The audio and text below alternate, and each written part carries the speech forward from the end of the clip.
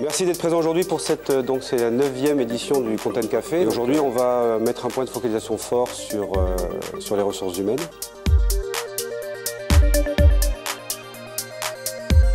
Il y a 3 axes au développement durable. Le premier axe, si vous voulez, qui est l'axe économique. Le deuxième, qui est l'axe social. Le troisième, qui est l'axe écologique. C'est vrai qu'il y a un principe donc, économique, donc ça sera certainement moins cher, c'est-à-dire qu'on va gagner un peu d'argent, enfin, les coûts seront moins élevés par rapport à une numérisation du stockage papier.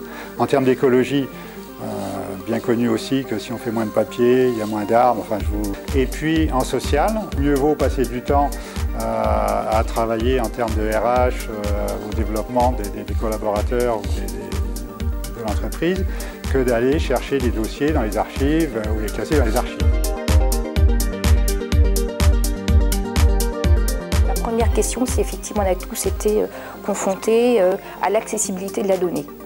Quand on est dans des services RH, comme c'est le cas chez Bolloré, donc moi je suis en charge d'un petit CSP où il y a 4 gestionnaires de paye et les directions des ressources humaines sont à d'autres étages. Donc quand il faut accéder à une pièce dans le dossier, la personne descend, remonte, on prend le dossier, forcément le dossier n'est plus disponible. Elle ne remet pas forcément le dossier tout de suite en place et du coup on n'a pas l'information. Donc on peut perdre beaucoup de temps. Donc ça c'est un axe fort, c'est la disponibilité et la rapidité d'accès aux documents. Et puis également aussi contribuer à une meilleure image des ressources humaines, parce que le salarié vous appelle, vous pouvez, du fait que vous avez un accès beaucoup plus rapide aux documents, être beaucoup plus pertinent dans la réponse que vous pouvez faire.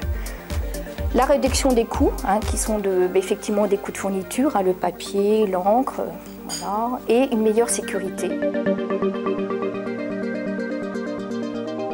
On a souhaité, nous aussi, au niveau, enfin moi tout du moins au niveau de Bolloré, j'ai souhaité qu'il y ait une interaction très forte entre l'outil JED et l'outil SRH, notamment pour des raisons, je ne souhaitais pas dédoublonner la confidentialité.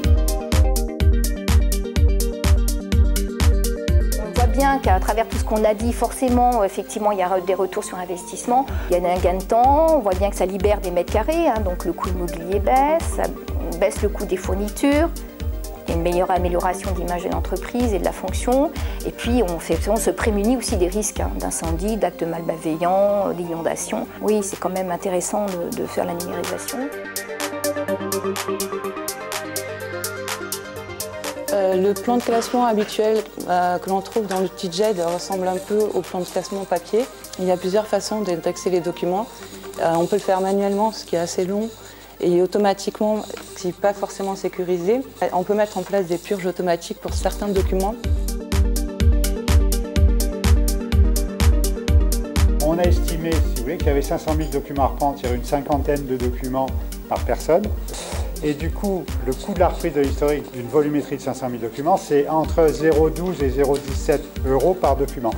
Deuxièmement, si vous voulez, il y a un coût de mise en œuvre. Quand on va avoir une JED, le système ne se suffit pas en lui-même. Souvent, il y aura des interfaces, il y aura des requêtes à élaborer, un peu de paramétrage. L'estimation, environ 30 000 €.